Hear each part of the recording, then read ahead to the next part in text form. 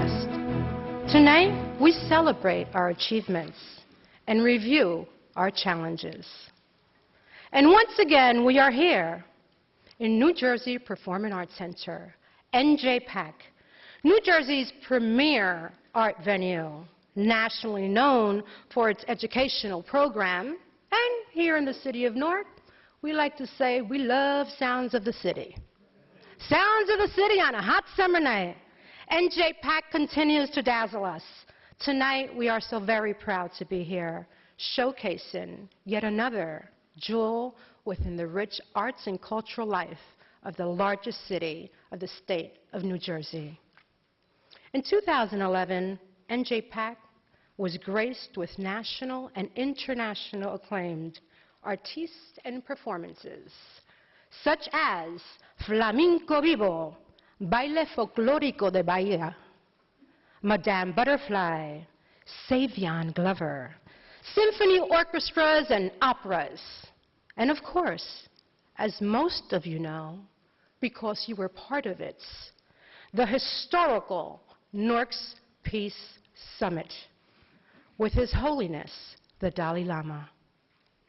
His Holiness inspired all of us to be selfless, to view love and compassion as a necessity, not a luxury. As he stated, without them, humanity cannot survive.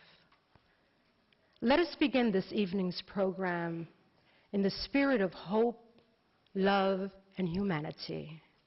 Joining us now for the invocation, the Reverend Joe A. Carter of the New Hope Baptist Church.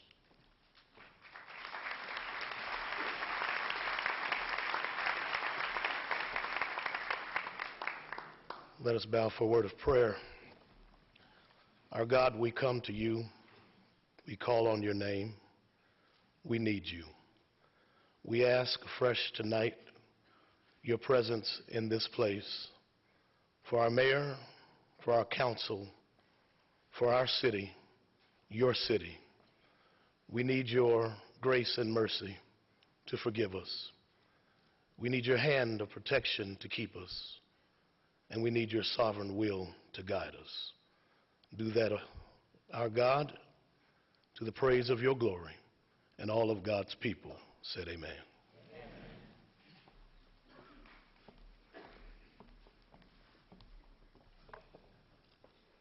We pray for our city, all of its people, and our leadership. Amen. Amen.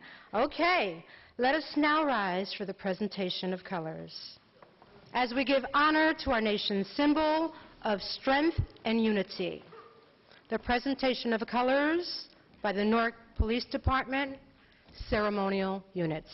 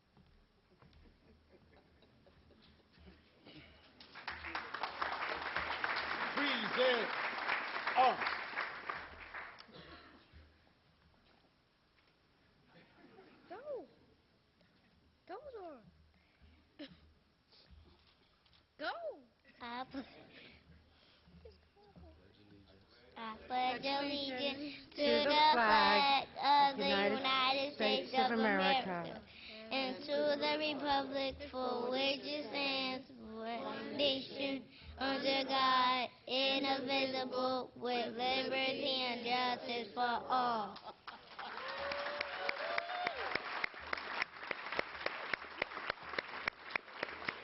That was Sarah S. Akil, age 6, Zara, and Brandon Nazar Knight, also age 6. Now for the national anthem, we have Asan Watts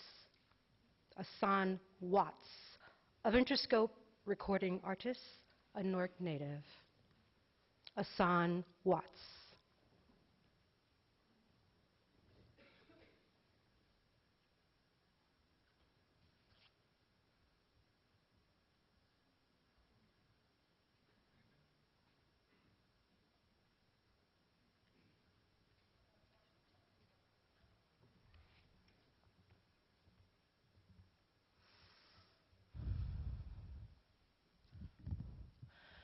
Oh, say, can you see by the dawn's early light what so proudly we held at the twilight's last gleaming, whose broad stripes and bright stars through the perilous fight, oh, the ramparts we watched were so gallantly streaming, and the rocket's red glare, the bombs bursting in air, gave proof through the night that our flag was still there. Oh, say does that star-spangled banner yet wave? Oh, the land of the free and the home of the brave.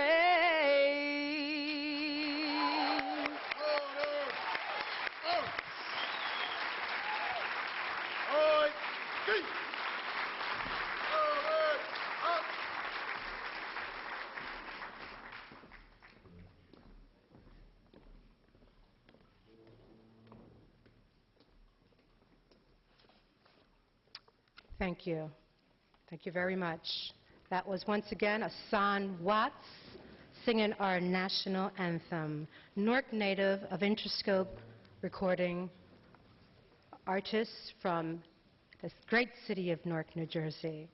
Ladies and gentlemen, Newark's mission statement reminds us Newark will set a national standard of urban transformation by marshaling its resources to achieve security, economic abundance, and an environment that is nurturing and empowering for families. Here in the city of Newark, we are proud to continually marshal our resources through collaborations, coalitions, and simply working together with a collective mission and a collective spirit. It is because of these partnerships of faith and hope that throughout our great city, wherever you go, we can see it is happening now. The very many folks that make it possible many of them are here in the room today. And so we want to acknowledge some of our distinguished guests and our dignitaries. Starting from the New Jersey State, we have Chris Cerf, Acting Educational Commissioner. Also with us is Commissioner Richard Constable, Commissioner of the Department of Community Affairs. From the New Jersey State Legislatures, we have State Senator Teresa Maria Ruiz, also with us, Assemblyman Ralph Caputo, Albert Cortiños, and State Assemblywoman Amazing Grace Spencer. From Essex County Executive Joseph DiVincenzo, Chief of Staff Phil Elijah, also with us, Essex County Clerk Chris Durkin, and our County Sheriff Armando Fontura. Yes, there's a lot of folks here, so let's give the first group a round of applause. Let's show some love. Thank you. We also have Essex County Board of Freeholders with us today. Freeholder President Lonnie R. Watson, and also with us, Freeholder Gill. From the Prosecutor's Office, we have Prosecutor Carolyn Murray. Thank you for being here. Also with us, the First Assistant Prosecutor, Robert Lorino, and, of course, Chief of Detectives, Anthony Ambrose. On this stage with me today, I have a remarkable group of individuals, our Newark Municipal Council. And so I am so pleased and honored to join them. But let's see, where do I start? All these fine, fine folks, all my distinguished Newark Municipal Council. We'll start right here with our Vice President of the Newark Municipal Council, Aníbal Ramos from the North Ward.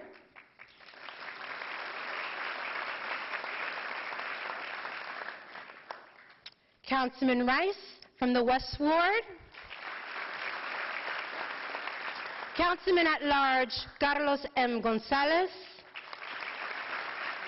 From the East Ward, Armando Augusto Amador. From the East Ward, Augusto Amador. And from the Central Ward, Darren Sharif. Madam Councilwoman Mildred C. Crump, Councilwoman at Large. And from the South Ward, we have Councilman Braca. Thank you for joining us. Now, also from the city of Newark, I saw my Chief of Staff, Modia Butler, in the house. Let's give it up for Modia Butler. And from Newark Public Schools, we have Superintendent of Schools, Cammie Anderson. Thank you so much for being here this evening. Where's my Deputy Mayor of Economic Development, Deputy Mayor Adam Zipkin? Thank you for being here.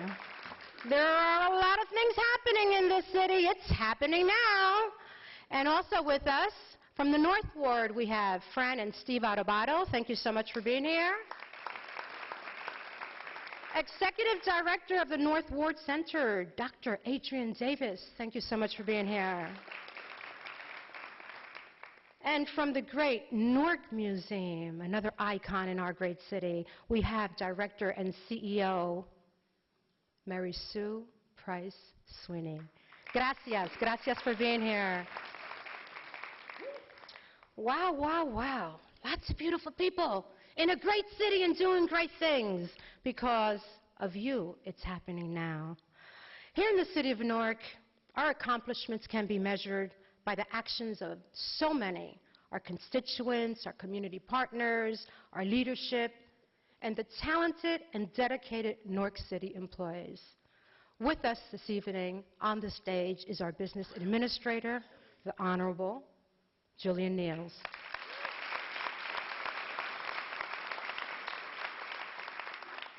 And with us are so many of the directors from the various departments.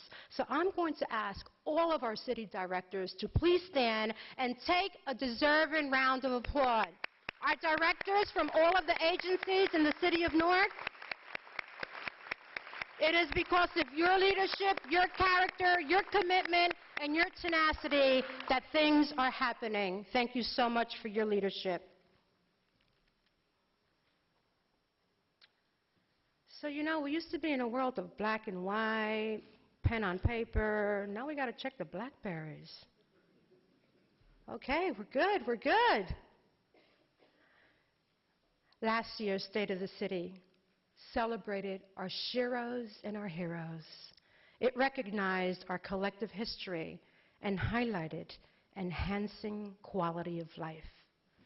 Newark was creating opportunities of hope for our children, our families, and our city. 2011 was truly a groundbreaking year, and this year it is happening now. Ladies and gentlemen, joining us now for the 2012 State of the City Address, the Mayor of the great city of Newark, New Jersey, the Honorable Mayor Cory A. Booker.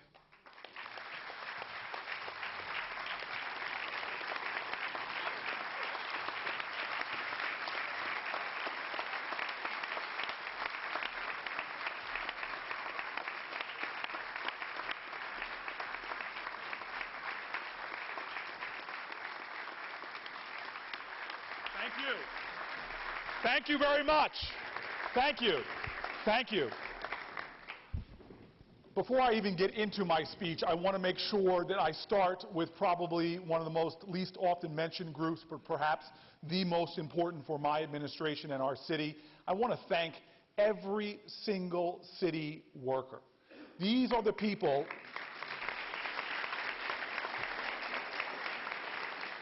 in this day where government officials and government workers are often maligned, please remember, these are the people who pave our streets, who pick up our trash, who clean public bathrooms, who plan new parks, who literally put out fires.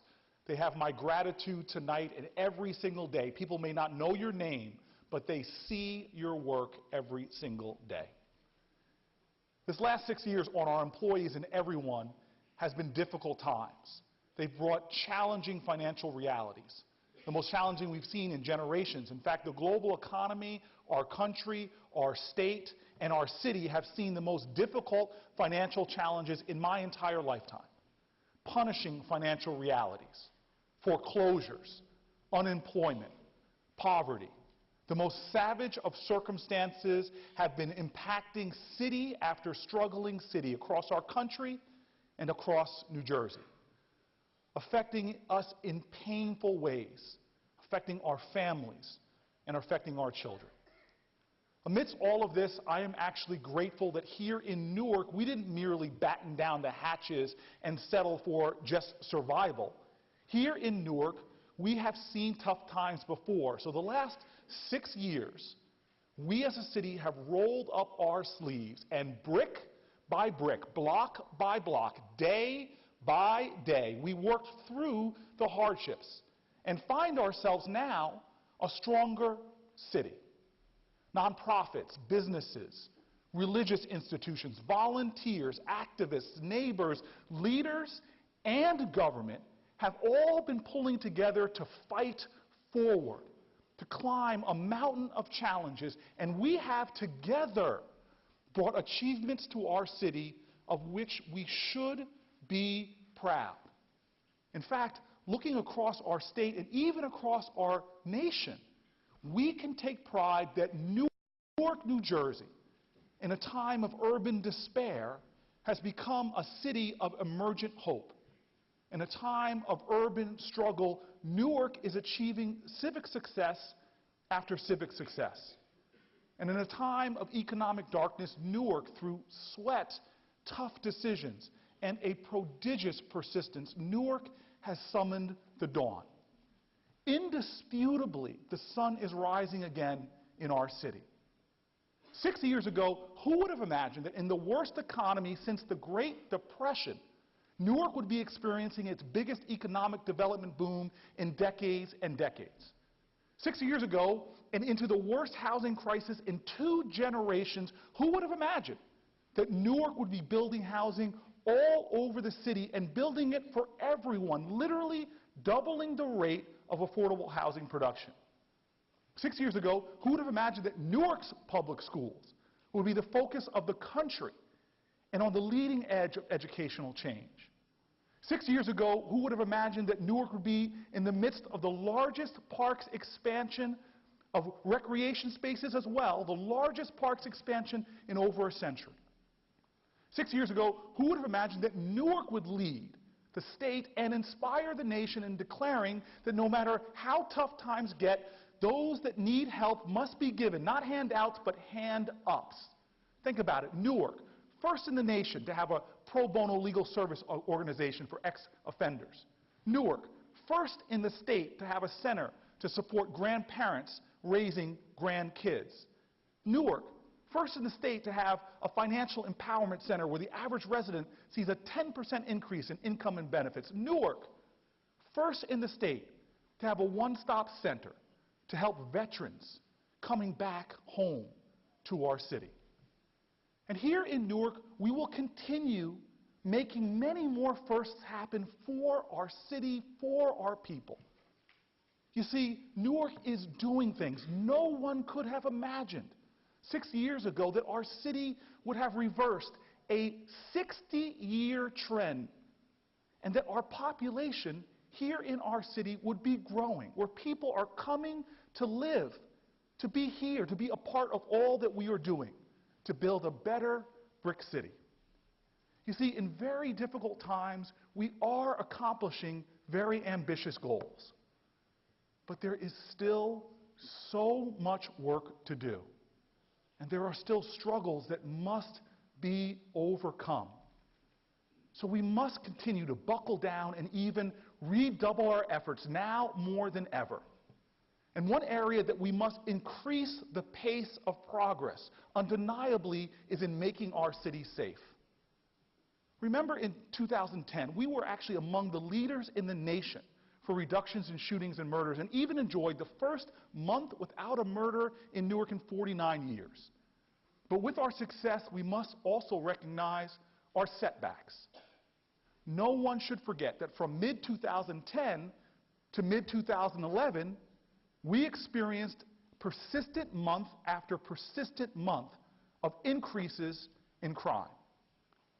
But now, I'm happy to stand here and tell you that the trend is starting to change. Crime is starting to decline again, and I want to thank, first and foremost, all of our police officers, those men and women that are out on our streets 24 hours a day doing the job. And I especially want to thank and recognize and ask them to stand our new police leadership. First and foremost, our police director, Samuel DeMeo. Please stand, Sammy.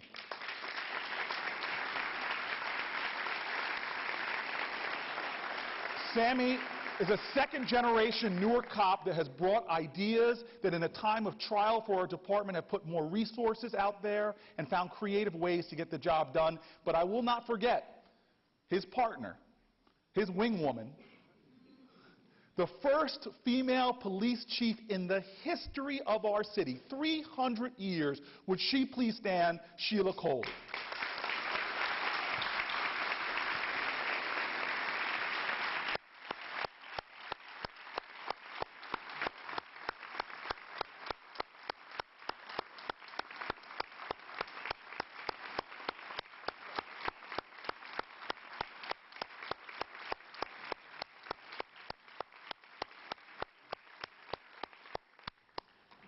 They came in the heat of a summer when crime was rising. They reversed a trend. Your strategies are literally saving lives. With your leadership and hard work, we will make more progress this year. The kind of progress that our residents deserve and rightfully demand. We will make more progress this year because we're actually hiring police back. Thanks to a major grant from the federal government, we hired 17 alone last year, and I want to thank tonight the heroic leaders we have in Washington who are fighting to bring money home. And I want to stop for a moment and recognize one leader in particular. If you notice on the stage right now, you'll see that Council President Payne is not here tonight. He's not here because he is standing with our Congressman, Donald Payne. Congressman Donald Payne has been a leader in our city in incredible ways, from being a city council person all the way to working on national and international issues. Tonight he is struggling in a battle with cancer. We in the city of Newark send him our prayers. He is a tough, strong man, and we know the man that helped to build a better Newark will beat cancer as well. You have our prayers.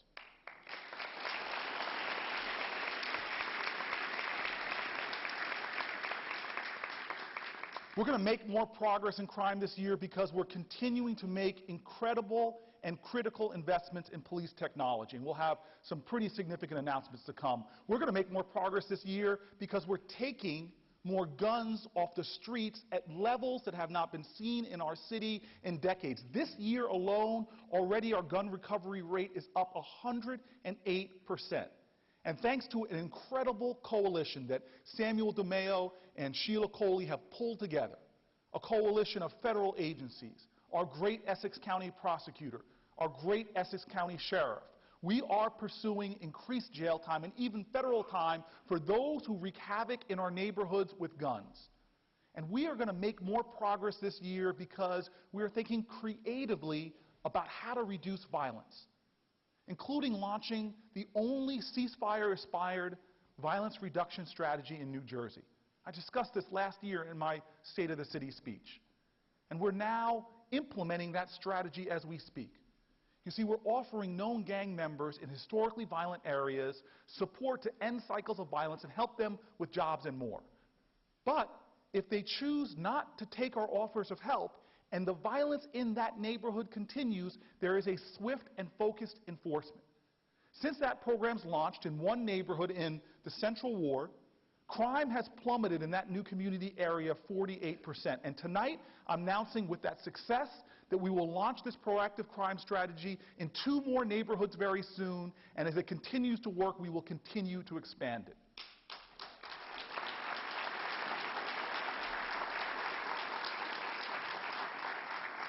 We're going to make more progress this year because we opened the first municipal office of ex-offender reentry in the state years ago. This office's programs have now served more than 1,600 people with case management and job readiness services and placed the majority of those participants in employment. Another example of our partnerships to help men and women coming home is our fatherhood program that has dropped the recidivism rate for its participants from 65%, not in half, not 2/3, it's dropped it from 65% to 7%. Those aren't simply statistics. Those are crimes that will never happen. Those are lives that are made better. I know we have a small group of the graduates from our fatherhood program here tonight. I'd ask you to stand if you're here so we can recognize you. There we go. There we go.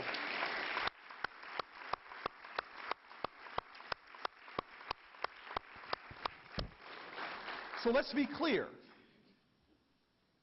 The best crime-fighting strategy is to empower people so that crime never happens in the first place.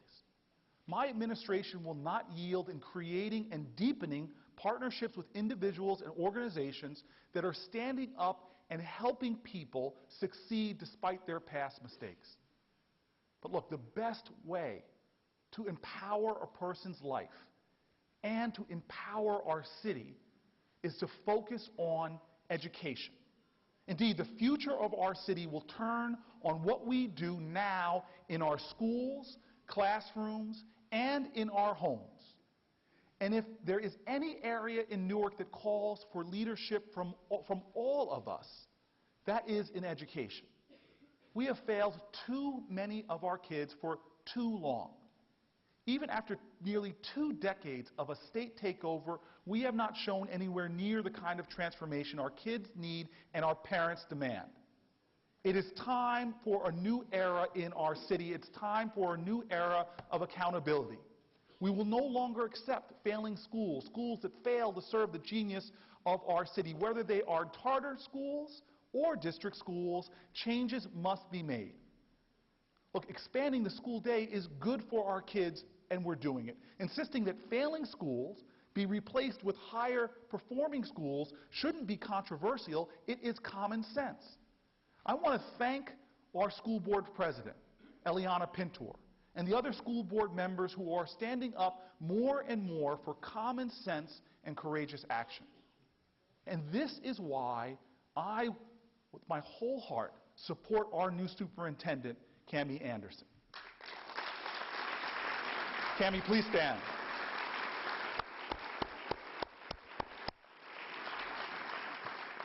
She is committed to what should be all of our ultimate and singular goals. She is committed to ensuring that every one of our kids, no excuses, that all students in Newark graduate from high school both college and career ready. She has and will continue to take bold and courageous common sense steps to transform our system to that end. These steps won't be easy, but change never is. These steps won't always be convenient, but the path to true reform for our kids demands that we make sacrifices, that we make the tough decisions, that we put purpose over popularity, and most of all, that we come together, not always agreeing, but always with a willingness to work through our differences for our children's sake. I want to be frank, it is appalling to me that when Superintendent Anderson comes out with bold common sense plans that some people won't even take time to listen, to hear what they are. They put politics ahead of personalities and politics ahead of children and our families. We must do better than this for our kids. They deserve better from us as leaders. And so for me, it's not about all the noise. For me, it's about getting back to the basics.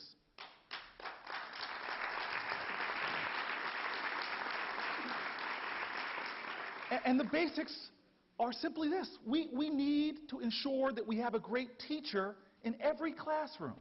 A teacher that is not vilified, but supported, properly trained, fairly assessed, and provided the right incentives for success. But if they fail to meet Newark's new high standards, there should be real consequences.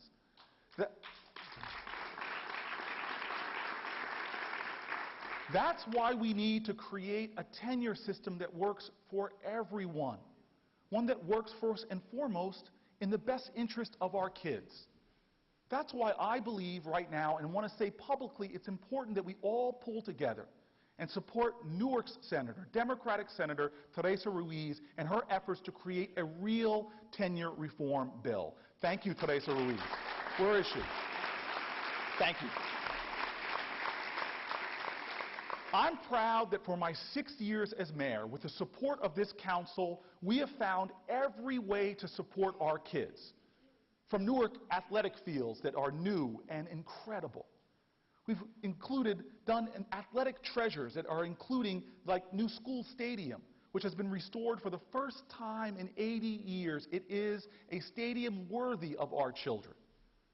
We've been raising an unprecedented level of philanthropy that is doing everything from putting more technology in our classrooms to supporting new school models. Over the last year, we broke ground on Teachers Village, a $130 million project that's going to include everything from new schools, daycare, and opportunities for teachers, which is important, to live in the city of Newark.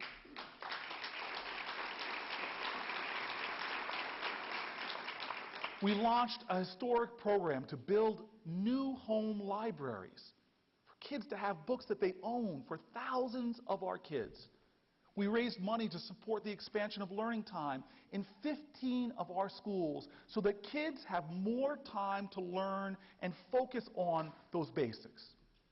And we fundraise for programs that actually empower and support our teachers. I'm proud, for example, that we recently secured the resources to support a new and innovative program with the Foundation for Newark's Future. This new Teacher Innovation Fund asked Newark, our public school teachers, both district and charter, to come up with the best ideas that were working in the classroom, the best ideas for teaching excellence. We wanted to draw from their experiences as to what was really working in their classrooms and help those innovative ideas blossom for all. Hundreds of teachers applied with their ideas, and last week, the Foundation for Newark's Future awarded hundreds of thousands of dollars to fund their ideas and empower Newark's teachers to spread those ideas throughout the district. I want to thank those winning teachers, our teachers, Newark's homegrown leaders. And I want to ask those teachers who won to stand up right now so I can thank you publicly. Incredible, incredible.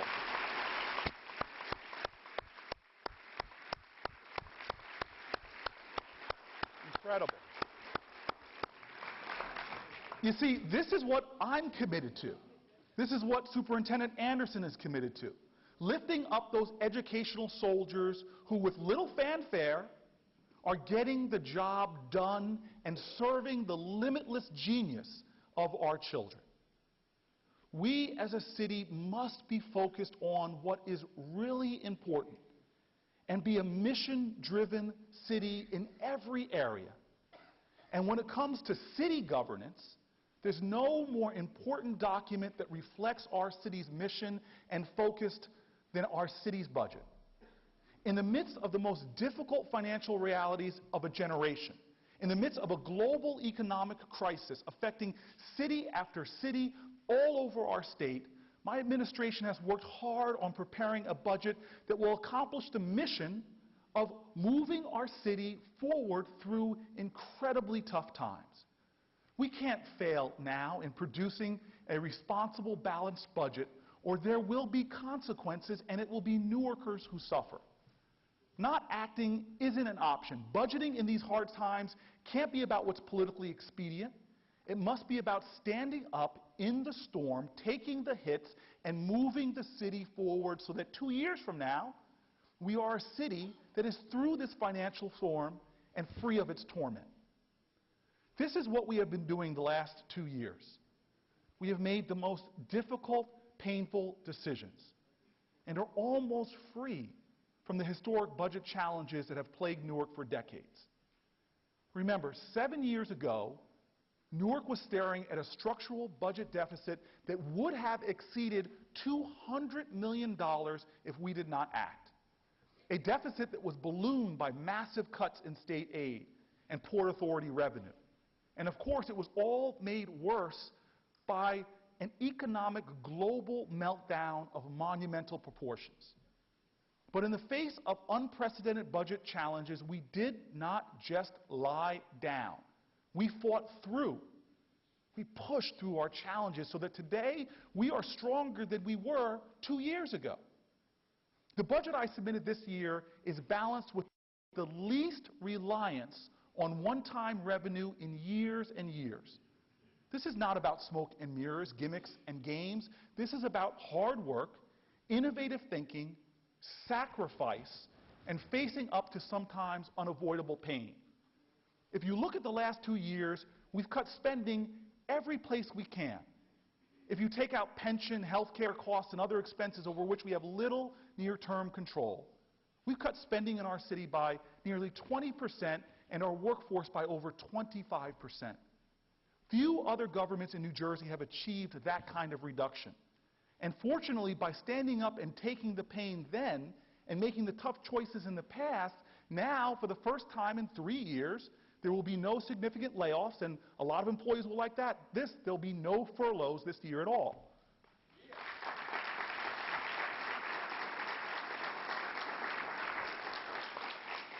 And over the last years, we have not only focused on the tough spending cuts.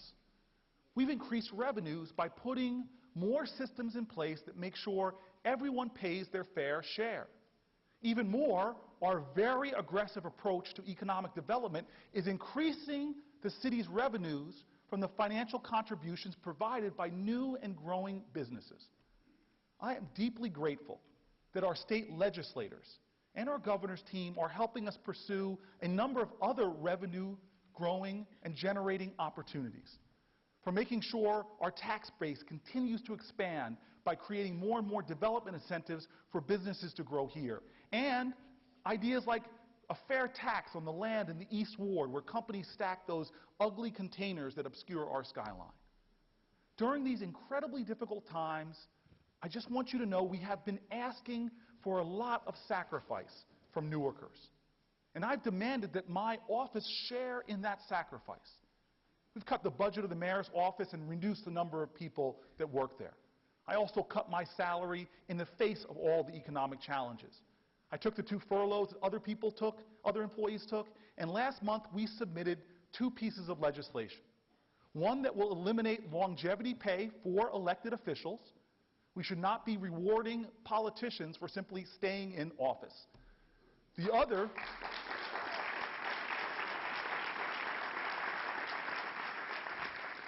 piece of legislation will eliminate payment in lieu of expenses that each elected official gets, even when some of us still charge the city for expenses. This is a senseless salary booster that is even more offensive during a financial crisis.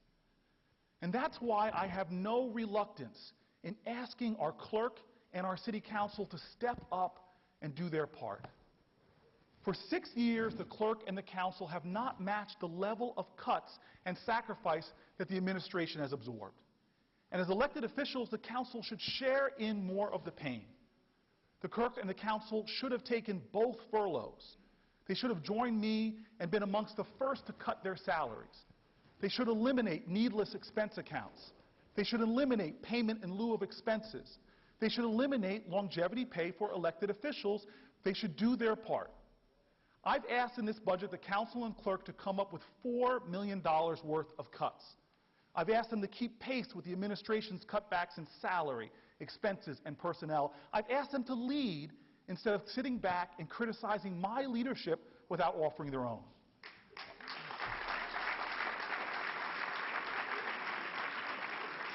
I want to offer praise to Councilman Gonzalez, to Councilman Amador and Ramos for not trying to defend the indefensible.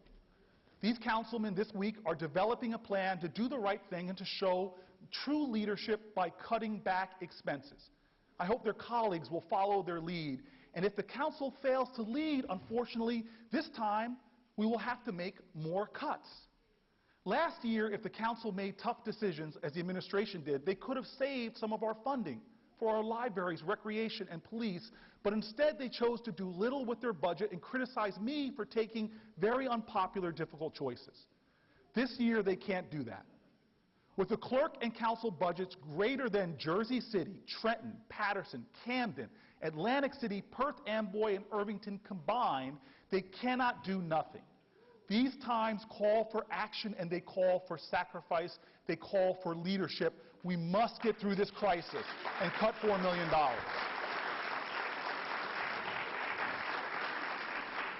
It's time for courage. It's time to make the tough decisions. And we must join together to get the city out of this crisis. We're almost there. But another place where there must be action is with our water. My administration has been joined by countless experts, Rutgers University, the Department of Environmental Protection, and others in saying that our water system clearly is in crisis. We can't just sit back and do nothing. Our system is decaying. Our pipes are leaking. We are out of compliance with federal and state environmental mandates. Other towns are extracting our resources, and we have no way of knowing if they're even paying their fair share. And there are a host of other water revenue generating ideas that we are not pursuing because of inaction. I have proposed numerous plans. Some council people have supported them, but the rest of the council has rejected them. Fine. Now it's the council's turn. They have stepped up and done the right thing by launching investigations into the corporation that's running our watershed. But now it's time for them to solve the problems that I've pointed out, that they've pointed out, and so many others have pointed out as well. So my message is clear. I've never called for the privatization of our water system. And I've been blocked time and time again by my plans and proposals to solve our city's water problems. Now it's time for the council to come up with a plan of their own. I'll support whatever they come up with as long as it achieves my 3 goals. First, the governance of our water system must be controlled by the people of the city of Newark. Second, it must have the bonding capacity sufficient to ensure the safety of our water system, the health of our water system, not just now, but into the future. Third, it must create fiscal stability for the city as proposed in my budget. The consequences for inaction are clear. If the state sees that the council is taking no action to secure the health and safety of a water system, a system that dozens of other towns depend on, if they see that the health and safety of the region is in jeopardy because of inaction, make no mistake, they will act and force a plan upon us. If we fail to lead like we were elected to do, they most certainly will take control.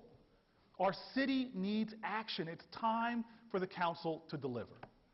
But ultimately, we can't cut our way out of our fiscal challenges. The real plan is to grow our way out. And that is exactly what we're doing.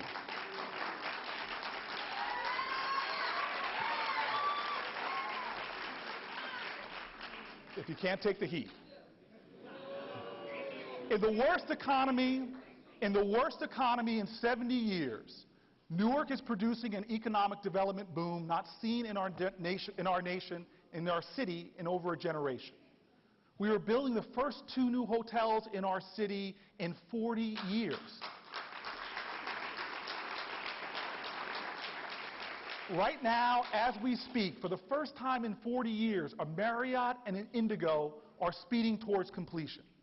Soon, the first new office tower in Newark in 20 years will begin to rise, with more office buildings in the pipeline to follow. In all, we have dozens of projects happening all over the city. Hundreds of millions of dollars of new development, building out and renovating nearly 2 million square feet of space, resulting in millions of dollars of new revenue to our city. Newark is flexing its muscles, and with every hammer strike, every brick laid, every crane rising, every piece of steel welded in place, we are building a stronger, bolder, more financially empowered city.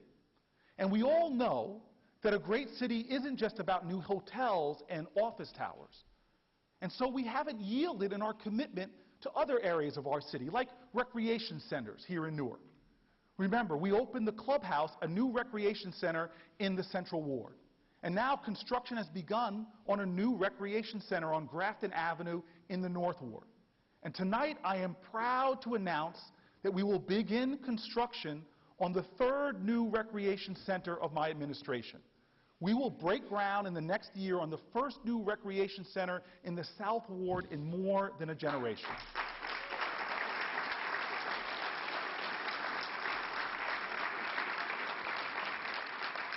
I want to thank the leadership and determination of our Housing Authority Director and my partner, Keith Kennard.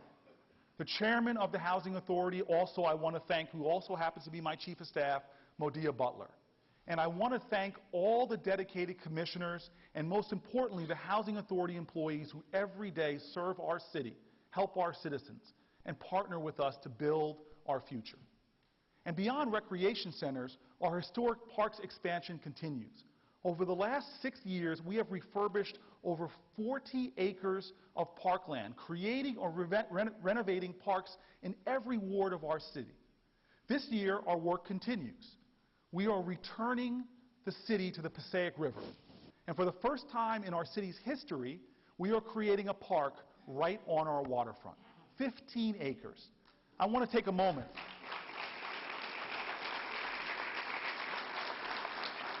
I want to take a moment and thank our county executive, Joseph DiVincenzo, for his incredible work, not just with this new major park on our waterfront, but with Weequahic Park, with Branch Brook Park, with so many other parks in our city and county that are adding to our lives. Joe D., would you please stand up for a second, please?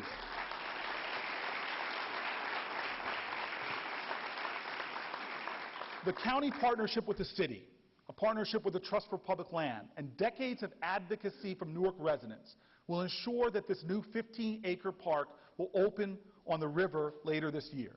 And within the next year, we'll also begin a multi-million-dollar refurbishment of Military Park and continue the rehabilitation of Hayes Park East. And housing in our city continues to be a critical priority for my administration. Over the last 6 years, we have built or have under construction more than 1,500 units of affordable housing. And we continue to focus on building housing for everyone, including for those most often left behind, for our seniors, housing for struggling veterans, housing for the disabled, housing for the homeless, housing for victims of domestic violence.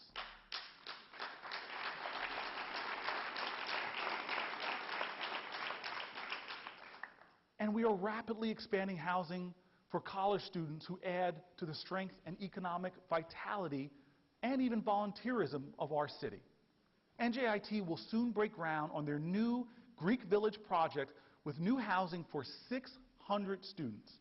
And Rutgers has announced it will turn its historic former law school building into apartments for 350 graduate students. And we are literally creating a 24/7 downtown neighborhood. A neighborhood alive with new housing, entertainment, and restaurants, from Studebaker Lofts to Packard Lofts to Richardson Lofts. and places that we all enjoy to hang out at, from Edison Ale House to the coming Dinosaur Barbecue. The vegetarian here is so excited about Dinosaur Barbecue. To Loft 47, one of our local residents running a great business, and many more. The momentum of our downtown is rolling forward, creating new life, economic opportunity, and more great places to eat, drink, and enjoy. Important to my downtown vision is that we create a neighborhood for everyone. So we are building mixed income projects that have both market rate and affordable housing. We are also, I'm excited to say, seeing new supermarkets open in our city. Just this week, we cut the ribbon on the Food Depot, the first new supermarket in the Central Ward in decades. And we are continuing our work to expand urban farms, neighborhood farmers markets, and will not stop until every Newark has better access to fresh fruits, vegetables, and healthy food, ending the food deserts in our city once and for all. And I'm so excited that we're also seeing new businesses start up in our city. I want to thank the Brick City Development Corporation, because what they're doing to help our city start businesses and bring businesses here. Through a loan fund we created with BCDC, they've provided more than $13 million in seed capital to dozens of small businesses throughout Newark, including, I'm proud to talk about again, Dental Kids, founded by our Central Ward residents Leslie and Chris Harvell. And I talk about them because just this last month, they were featured as a national story and a national success story in Black Enterprise magazine.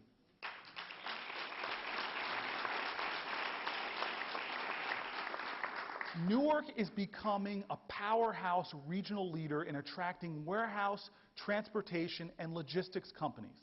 Just this past year in the South Ward, Bartlett Dairy opened a new distribution center that will bring 400 jobs to our city. Nearby in the South Ward, we broke ground on a manufacturing facility for Damascus Bakery, which is relocating to Newark from New York City and will bring over 150 jobs right here to our great city.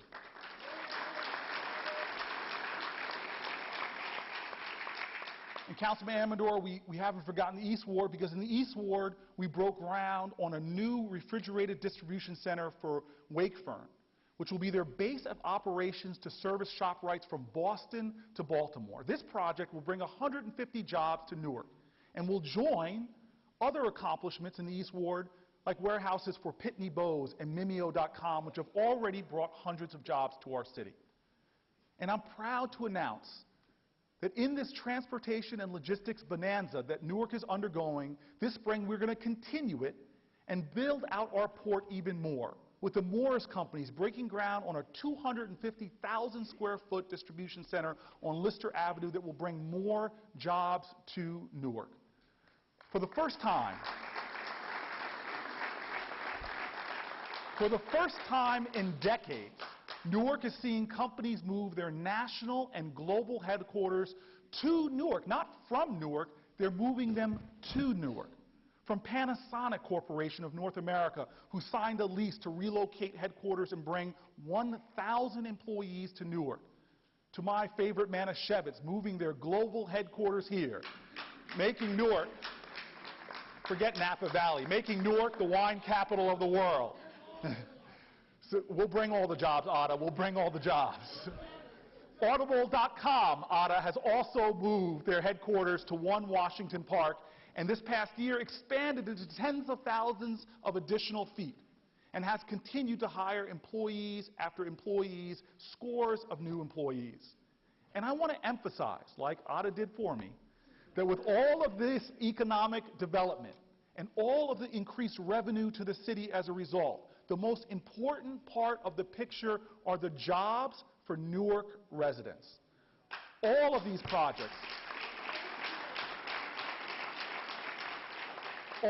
projects together are creating thousands of new jobs in Newark.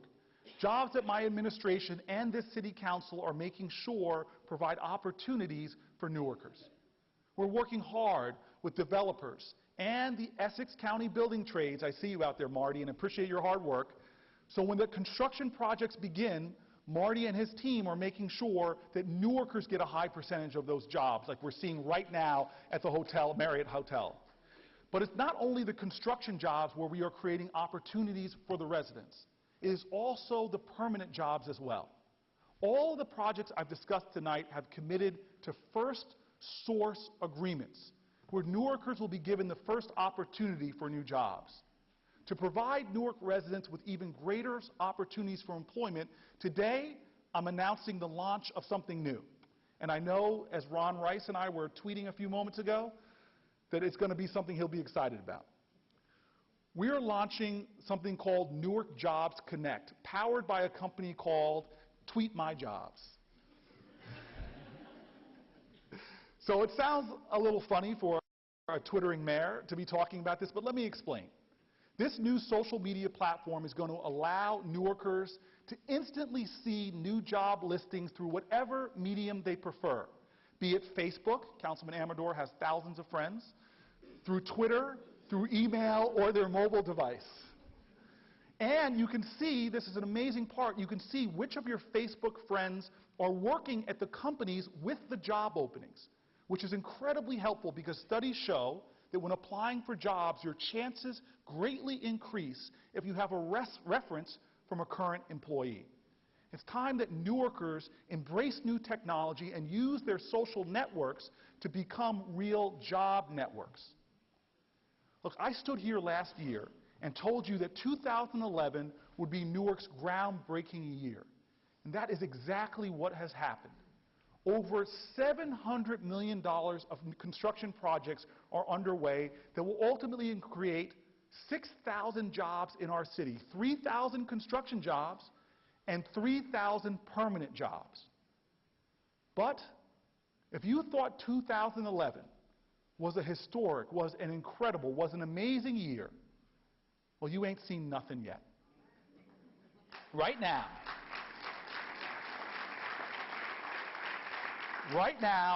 we have over $1 billion of additional projects in the pipeline. With the help of our governor, of Assemblyman Coutinho, who's an incredible ally, and our entire state delegation, and I see them sitting up front, with people who are not even from Newark or represent Newark, like Senator Lesniak, with Karen Franzini, who is heroic, and her team at the EDA, with our housing authority that's pushing forward, with our county partners and my brother, Joe D., and with the leadership from our city council who has been determined in this drive. We will together take these $1 billion worth of projects from concept to reality, from plans on paper to paychecks for Newark people.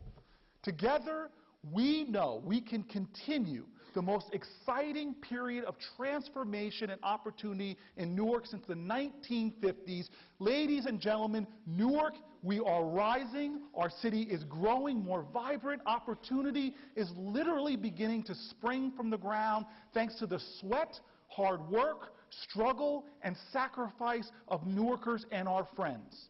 Times are still tough, but we as a city are getting tougher. We are getting stronger, and we are getting better than ever before. 6 years ago, we in Newark dreamed, we hoped, and we prayed for a better city. We imagined it then, and it is happening now. Newark, New Jersey, we are moving out of the night and into the light. Thank you very much.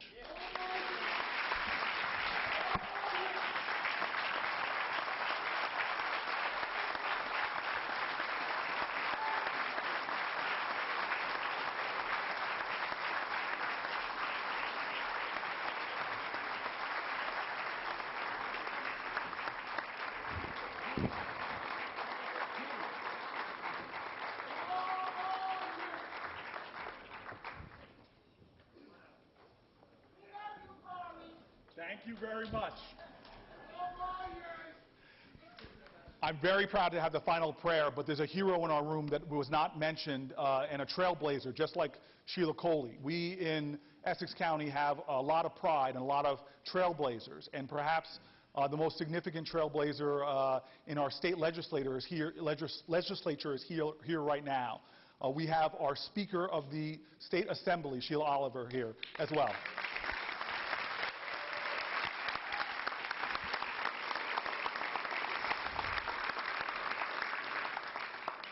My name is Reverend Eunice Timley from the New Hope Baptist Church. Let us bow our heads for the benediction. Eternal God, our Father, you have heard the words that have been spoken on tonight, God, and now we ask that you move by your power, move by your spirit, and move by your might. God, we ask right now that you bless the mayor of this city, Mayor Cory A. Booker, God, and bless each and every official that works tirelessly every day, God, to make this a better city. And now, God, we're preparing to leave this place, but we ask, God, that you would go with us and give us safe traveling mercies. And now may your grace, your love, your peace, and your strength be with our mayor and be with the city of Newark forevermore. Amen.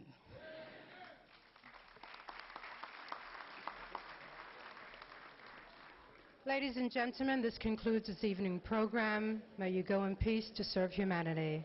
God bless America, and God bless the great city of Newark, New Jersey.